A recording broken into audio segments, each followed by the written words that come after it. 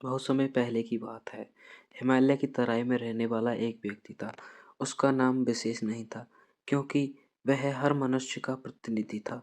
उसके पास परिवार था, काम था, समाज था और उसके मन में हमेशा एक प्रश्न उठता रहता था। मैं इतना प्रयास करता हूँ, फिर भी जीवन में अशांति क्यों है? वह हर दिन दूसरों की शिकायत करता, कभी परिस्थितियों से, कभी ईश्वर से। उसे लगता था कि संसार उसके साथ अन्याय कर रहा है। धीरे धीरे उसका मन भारी होने लगा और एक दिन वह सब कुछ छोड़कर हिमालय की ओर निकल पड़ा। कई दिनों की कठिन यात्रा के बाद वह शांत स्थान पर पहुंचा। वहां बर्फ की चुप्पी थी, हवा में स्थिरता थी। उसी क्षण उसे ऐसा अनुभव हुआ जैसे कोई अदृश्य शक्ति उसके साथ उसके भीतर बोल रही हो। उसे सामने कोई मूर्ति नहीं दिखी, कोई रूप नहीं दिखा, पर उसे अनुभूति हुई कि महादेव उपस्थित हैं। उसके मन में उठे विचार ही जैसे उत्तर बनकर प्रकट होने लगे। उसे लगा जैसे कोई कह रहा हो, मनुष्य जीवन में शांति इसलिए नहीं मिलती क्योंकि वह अधिकारों की मांग करता है, पर कर्तव्यों से बचता है। वह व्यक्ति सोच में पड़ गया।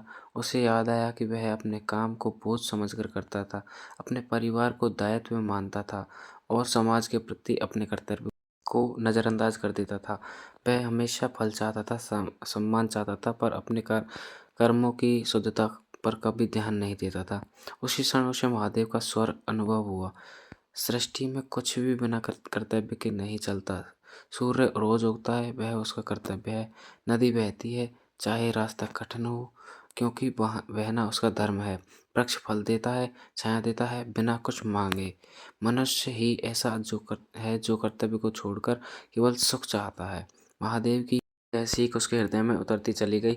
उसे समझ में आने लगा कि जीवन का उद्देश्य केवल सुख पाना नहीं, बल्कि अपने हिस्से का धर्म ईमानदारी से निभाना है। उसे यह भी बोध हुआ कि कर्तव्य निभाने का अर्थ स्वयं को कष्ट देना नहीं, बल्कि अपने कर्म को पूरे मन से करना है, बिना छल के, बिना आलस्य के, बिना अहंकार के। महादेव ने उसे यह भी समझाया कि जब मनुष्य अपना कर्तव्य करता है, तब उसे परिणाम की चिंता नहीं करनी चाहिए, क्योंकि फल समय पर और न्याय के साथ स्वयं मिलता है। जो व्यक्ति फल के पीछे भागता है, वह कर्म की पवित्रता को खो देता है। वह व्यक्ति वहीं बैठा रहा, आंखें बंद किए। अब उसके मन में शिकायत नहीं थी। पहली बार उसे हल्कापन महसूस हो रहा था। उसे समझ आ गया कि जीवन से नहीं, बल्कि अपने कर्तव्य से दूर हो गया था।